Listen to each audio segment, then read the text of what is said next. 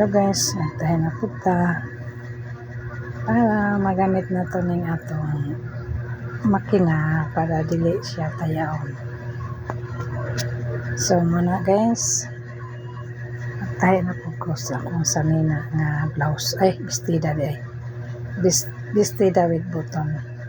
May kwelyo na siya guys, so gikuha na ko na siya kwelyo, dayon akong tahi. So kanang pagtahi guys, shortcut, medyo tinapulan style ba.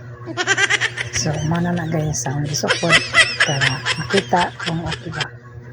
So okay naman day gamay, pero di pa kayo ko expert magtahi guys. For the meantime nga practice pa ta.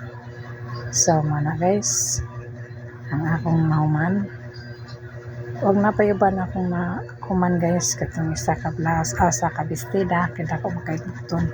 So akong himong style nga pagtahi. So manana guys na napakwela ang gisupod.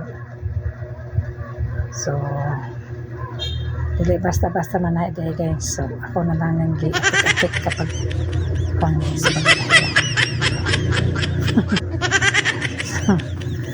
Napay lang guys, kini napalihat tanawa kana siya guys.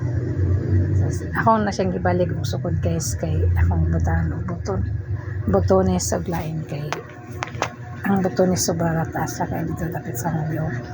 So akong gi-adjustan. Sa mga guys, ako na po na siyang i-throw kay wala dito kuan tanganan na butones. So gisian pag yun ako na guys kay wala man dahil butas ang iyang kuan para sudlanan sa butones. So mga guys, naman ra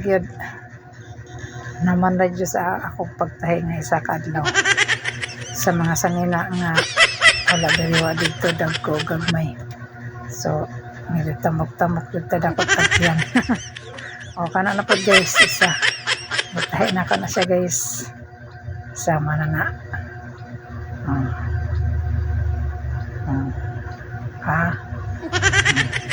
action pa.